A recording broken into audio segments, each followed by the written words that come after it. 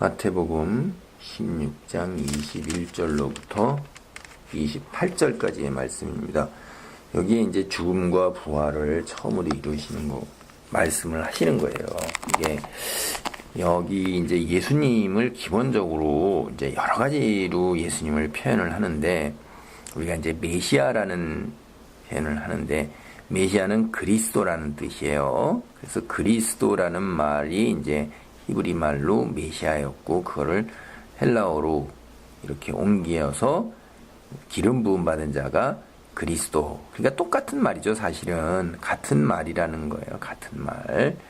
근데 이 메시아 되신 것, 그리스도 되신 게 이게 미스터리예요. 그래갖고선 메시아의 신비, 메시아의 비밀이라는 거죠.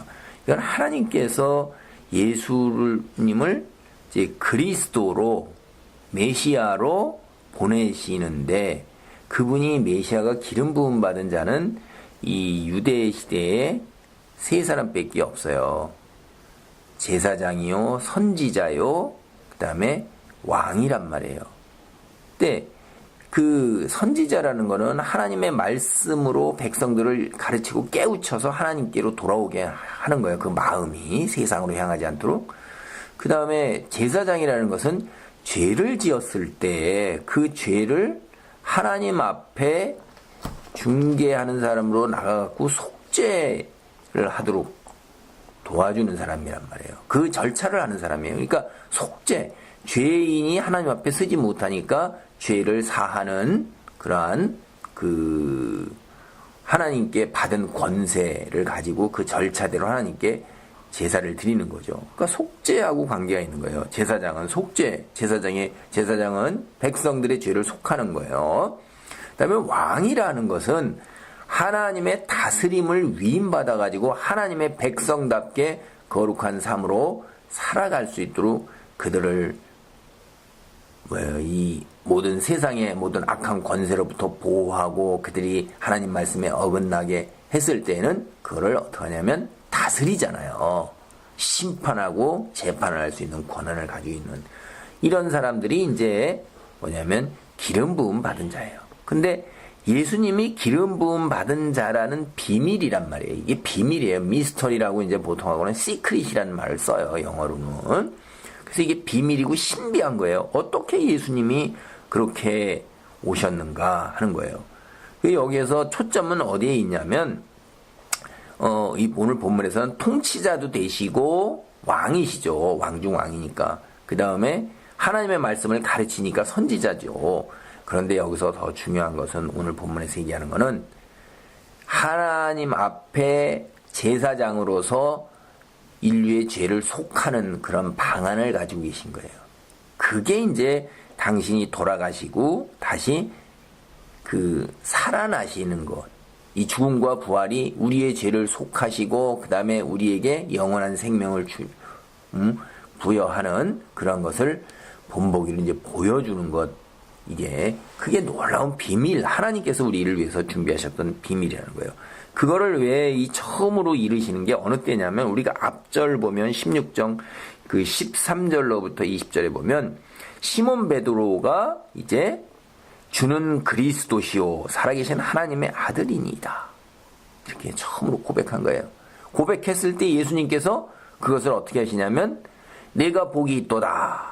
내 말대로 그렇게 내가 그리스도요 하나님의 아들이다. 그래갖고 내가 믿는 믿음, 그 너의 그 고백, 그 믿음, 거기에 앞으로 장차 교회가 세워질 것인데 사탄의 사망이 절대로 이기지 못하고 내가 천국에 들어가고 내가 나와 함께 천국에서 다스리게 될 것이고 천국에 들어가는 것이 너의 고백과 같은 그 복음의 믿음을 듣는 사람들이 천국에 들어올 수 있게 된다는 내가 열쇠를 지닌 거다라는 이야기를 하셔요. 이게 비밀이거든요. 그래서 이런 비밀을 이 앞에서도 보면 귀신들이 알았어요. 귀신들이 나를 쫓아낼 때도 이야기할 때도 입을 다물게 하고 그 병자를 치유해 주시고 맹인을 눈뜨게 할 때도 그런 이야기를 할 때도 그 입을 다물어서 이야기를 못하게 하셨어요. 비밀이 드러날까봐. 그런데 이제 시몬 베드로가 이런 고백을 하자 죽음과 부활, 당신이 메시아 된 것, 하나님의 아들 된 것, 이런 것들을 이제 공개적으로 누구한테만요? 제자들에게만 일러주시는 거예요. 제자들에게만. 이게 여기서 보면. 그래서 21절에 보면 이때로부터 예수 그리스도께서 자기가 예루살렘에 올라가 장로들과 대제사장들과 서기관들에게 많은 고난을 받고 죽임을 당하고 제3일에 살아나야 할 것을 제자들에게 비로소 나타내시니 베드로가 예수를 붙들고 항변하여 이르되 주여 그리 마옵소서 이 일이 결코 죽게 미치지 아니하리이다. 예수께서 돌이키시며 베드로에게 이르시되 사탄아 내 뒤로 물러가라. 너는 나를 넘어지게 하는 자로다. 내가 하나님의 일을 생각하지 아니하고 도리어 사람의 일을 생각하는도다 하시고. 그러니까 베드로가 바로 앞서서에는 뭐라고 그랬어요? 하나님, 예수님이 그리스도라고 고백을 한 거예요. 놀라운 믿음을 지니고 성령으로 이 놀라운 비밀을 알게 되었는데 금방 또 사탄의 영향 하에서 이제 예수님은 이 신비한 일, 창세전부터 이렇게 해서 인류를 구원하기로 한 하나님의 놀라운 섭리에 따라서 순종하러 와서 이 세상에 오신 그 일 자체를 무산시키려고 그러는 거잖아요. 그리하지 마옵소서라는 게.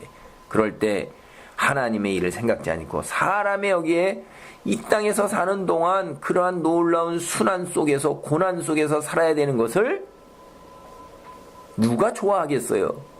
그거를 쓴 잔, 예수님의 표현대로 하면 이 쓴 잔을 마시지 않도록 하는 것도 예수님도 원했어요. 그렇게 기도드렸지만 그러나 끝의 기도에는 내 뜻대로 하지 마옵시고 하나님의 뜻대로 없어서. 그러니까 이게 굉장히 힘들고 어렵고 고통스럽고 수치스러운 거예요. 그걸 따르기를 원하는 게 당연한데 이 악한 영에 우리 영에 사로잡힐 수 있는 누구든지 이 악한 영에 사로잡힐 수 있다는 것을 우리는 여기서 다시 또 봅니다. 그래서 늘 기도와 하나님 말씀 가운데에서 자신의 말과 행동을 비춰보면서 그걸 기준으로 삼아야 되는 거예요. 순간에 우리가 충동적으로 분노하고 화내고 하는 것들도 있잖아요. 그래서 우리는 여기서 놀라운 사실을 보는 거예요. 사탄의 영향력이라는 것이 얼마나 강력한가 하는 걸 우리는 한번 다시 자신을 비교해서 생각을 해보고요. 24절 말씀이 참 어려운 말씀입니다. 예수께서 제자들에게 이르시되 누구든지 나를 따라오려거든 자기를 부인하고 자기 십자가를 지고 따를 것이니라. 예수님이 지신 십자가는 뭐예요? 이 세상에 하나님이시며 하나님의 아들이시며 전지전능하신 신이심에도 불구하고 어떻게 했어요? 인간들의 그 죄를 속하기 위해서 인간을 구원으로 이끌기 위해서 세상에서의 가장 큰 고난 그리고 심지어 가장 소중한 생명마저도 내려놓으신 거예요. 자기를 부인했어요. 당신의 당신됨 하나님의 전능하심을 부인하고 내려놓은 거예요. 우리 여기서 우리 사람에게 보면 각자 다 자기의 십자가 있다고 그러죠. 이 말 우리가 굉장히 조심해서 그리고 깊이 잘 생각해 봐야 돼요. 그러니까 나로 인해서 내 주변 사람들이 구원의 길에 이르게 되고 구원의 길이 열릴 수도 있고 하나님의 영광이 드러날 수 있다면 내 자신을 부인할 수 있어야 되는 거예요. 그게 십자가예요. 자기 자신이 가진 게 뭐예요? 자기의 인격, 자기의 잘남, 우월함 이런 거 다 내려놓을 수 있어야 되는 거예요. 겸손과 그 다음에 자기 이 밑으로 낮아짐 이런 것들을 우리가 능히 감당할 수가 있어야 하는데 기도하는 가운데 감당해야지 인간의 능력으로는 감당 못합니다.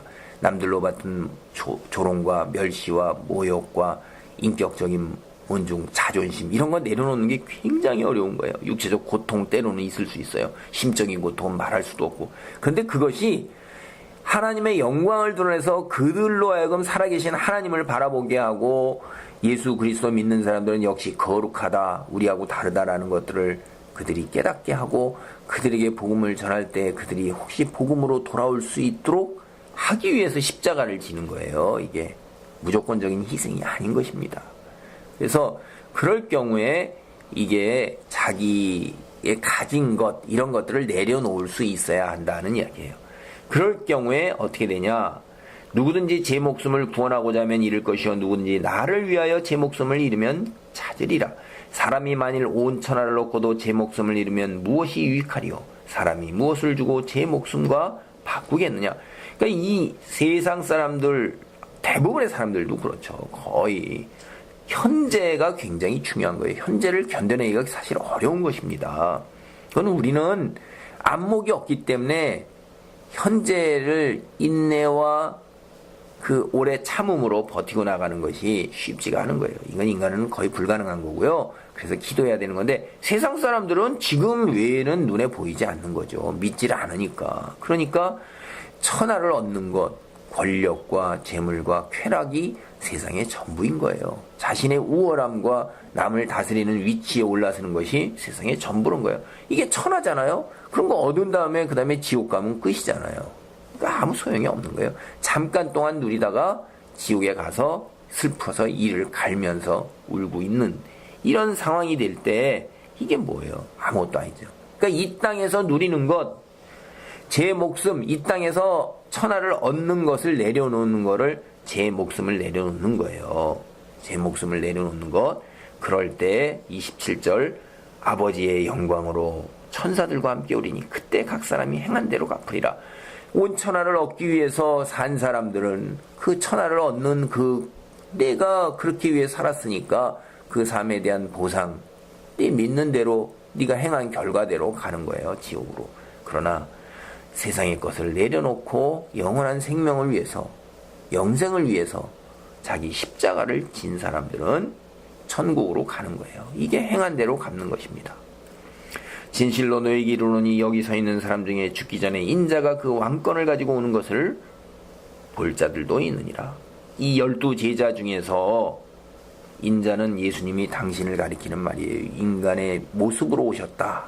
라고선 영어로는 Son of Man, 사람의 아들이다. 사람의 육체 형상으로 오셨다 하는 걸 가리키는 말이에요. 여기서는 이 의미는 굉장히 복잡하고 여러 가지 다중적인 의미가 있는데 여기서는 지금 이제 그런 그 사람의 모습으로 왔다 하는 것을 이제 육체의 모습으로 왔다 하는 것, 그것을 가리키는 걸로 이해를 하시면 되고요.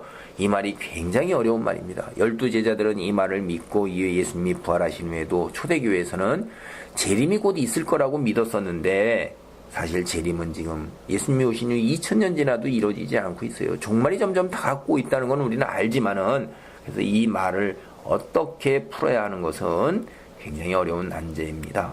어쨌든 여러 가지 해석이 있는데 그 해석을 모르더라도 하나님께서 뭐 우리에게 그 말씀을 갖다가 헛된 말씀으로 하셨겠어요.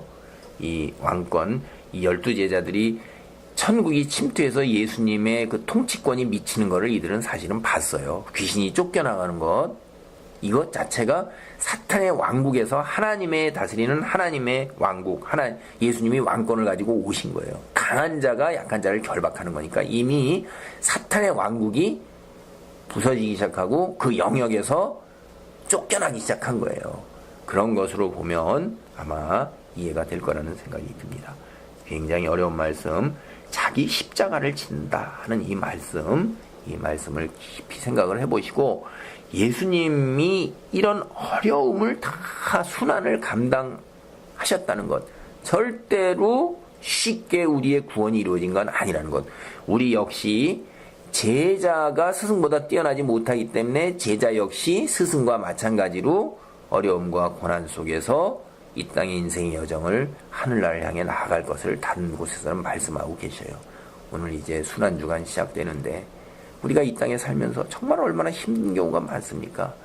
물론 편안한 경우도 많아요. 그런 사람들도 많고, 근데 어떤 사람들은 정말로 심적으로도 괴롭고 질병으로도 괴롭고 재산에서 경제적으로 너무나 가난해서 괴롭고, 그 다음에 학벌이나 남에게 그 외모적인 거나 재능이나 이런 면에서 너무 자신이 가진 게 없다는 속에서 괴로움, 상대적 박탈감 속에서 절망에 이르기도 해요. 근데 하나님이 우리를 그런 처소에 두셨어요. 왜 그런지 우리는 모릅니다. 하늘나라에 가서야 알아요. 그 각각의 처소에 두신 그 처소에서 이 하나님 말씀대로 나를 부인하고 자기 십자가를 지고 따르도록 우리를 부르신 거예요. 그 그건 하나님의 전적 주권하에서 하나님이 그렇게 하신 거예요. 이거를 받아들이는 가운데에서 오래 참고 인내하는 가운데서 성숙한 하나님의 사람으로 변화가면서 내가 있는 곳에서 하나님의 살아계심을 드러내고 빛을 드러내는 삶을 살도록 나를 부르신 건데 이걸 감당해야 되는 건데 그게 자기 십자가입니다. 여러분, 살면서 인생은요 숨바꼭질이에요.